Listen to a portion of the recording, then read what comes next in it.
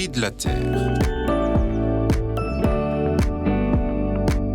Selon l'Observatoire européen Copernicus, sur les 12 derniers mois, la température mondiale a été la plus élevée jamais enregistrée. L'enjeu de la lutte contre le réchauffement climatique reste majeur. Pour cela, il faut réduire rapidement la consommation de charbon, de pétrole et de gaz, en priorité en diminuant notre consommation d'énergie et en développant l'usage des énergies qui n'émettent pas de CO2.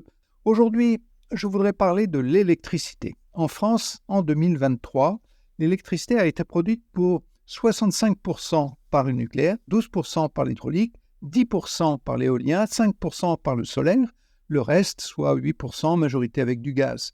92% de l'électricité est ainsi décarbonée.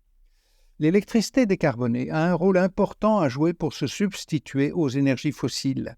Les besoins en électricité vont augmenter progressivement. Il nous faut augmenter la production de l'éolien et du solaire, mais aussi développer la production d'électricité nucléaire dans les décennies à venir. Il faut impérativement prolonger la durée de vie des centrales nucléaires actuelles au-delà des 40 ans pour viser 60 ans et aussi construire de nouvelles centrales nucléaires. Un chantier colossal de maintenance a commencé en 2015. Il concerne toutes les installations nucléaires quand elles atteignent 40 ans et aussi par anticipation celles qui atteignent 30 ans. Ce grand carénage a 3 objectifs. Premièrement, rendre les centrales nucléaires aussi sûres que les centrales les plus modernes en leur apportant de nombreuses modifications.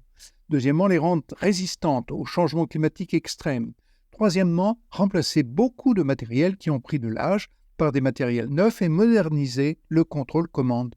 La décarbonation de notre économie passe notamment par le développement des usages de l'électricité, mais à la condition impérative que 92% au moins de l'électricité reste produite sans émission de CO2, comme cela a été le cas en 2023.